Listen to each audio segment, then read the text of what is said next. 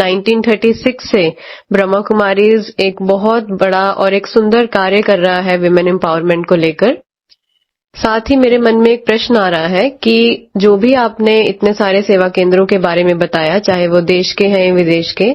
उन सेवा केंद्रों को एक्चुअल में कौन चला रहा है? वो कोई अप डाउन करता है या वहीं पे रहते हैं, या कौन वो नागरिक हैं?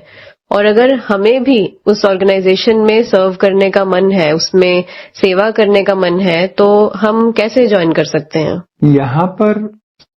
सेवा केंद्र पहले तो इतने नहीं थे। धीरे धीरे जब पाकिस्तान से 1950 में 5 मई 1950 को पाकिस्तान से ओखा बंदरगाह, कराची जो पोर्ट है, वहां से गुजरात का जो द्वारका के पास में ओखा बंदरगाह है,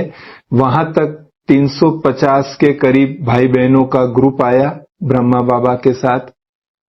और वो फिर यहां माउंट आबू में आए, यहां स्थापित हुए।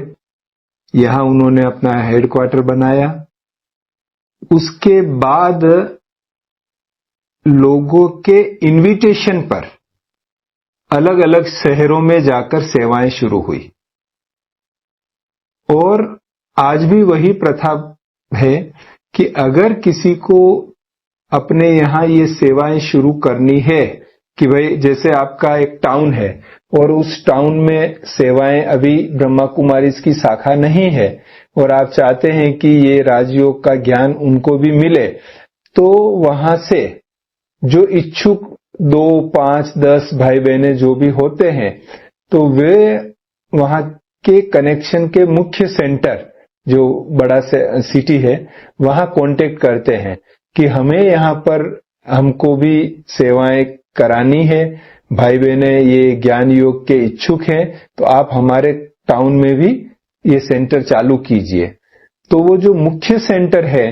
वो मुख्य सेंटर वाली बहन जी वहां विजिट करेंगी, उस टाउन में देखेंगी कि हाँ यहाँ पर कितनी सेवाएं चल सकती है, कैसी सेवाएं चल सकती है, और जो भाई बहनें इनविटेशन देने गए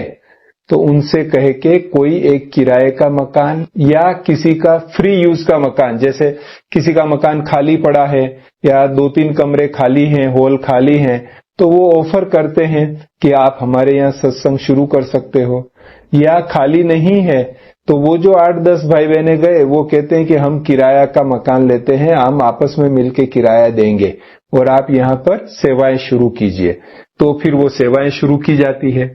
उसके बाद शुरुआत में तो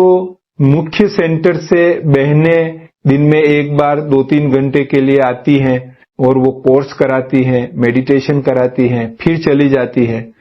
फिर जब 10-15 भाई बहनें वहां रेगुलर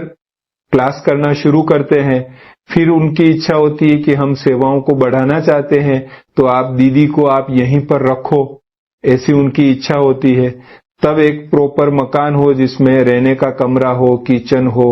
क्लास करने के लिए हॉल हो, मेडिटेशन का भी रूम हो, कोर्स कराने का भी रूम हो, ऐसे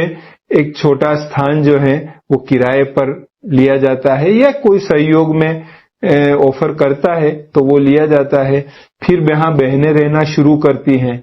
और बहनें रहना शुरू करती हैं तो उनका जो खर्च होता है, रहना, खाना पीना, सेवाओं का खर्च, मकान का किराया या जो भी इलेक्ट्रिसिटी खर्च, वो सारा खर्च वहीं के भाई बहने, जो वो क्लास में आने वाले भाई बहने हैं, वो भाई बहने ही आपस में मिलके इकट्ठा करके ये सारा खर्च करते हैं। तो उसके बाद जब वहां सेवाएं और बढ़ जाती है कि बहुत सेवा बढ़ गई, 1-2 साल निकल गया, अभी 50-60 भाई बहने, 100 भाई बहने डेली क्लास कर रहे हैं, इतने जिज्ञासु आ रहे हैं, स्टूडेंट क्लास कर रहे हैं, तो फिर उनकी इच्छा होती है कि अभी किराए के मकान हम कहाँ बदलेंगे, बार बार हर 10 महीने में, 11 महीने में, 12 महीने में मकान बदलना पड़ता है। तो इससे अच्छा है कि हम क्यों नहीं संस्था का ही एक प्रॉपर्टी यहाँ खरीदे। ऐसी जब उनके भाई बहनों की इच्छा होती है वहां आने वाले की, तो वो एक एप्लीकेशन लिखकर हेडक्वार्टर में हमें भेजते हैं कि हम यहाँ जमीन लेना चाहते हैं या मकान लेना चाहते हैं या फ्लैट लेना चाहते हैं। वो फिर यहाँ हेडक्वार्टर से पूरा चेकिंग किया जाता है, फिर परमिशन दिया जाता है, फिर वहां पर वो मकान रजिस्टर्ड कर सकते हैं और अपनी संपत्ति लेके वहां सेवाएं शुरू कर सकते हैं। तो इस प्रकार से वहां सेवा का विस्तार होता है और भाई बहनें जो है वहां जुड़ सकते हैं।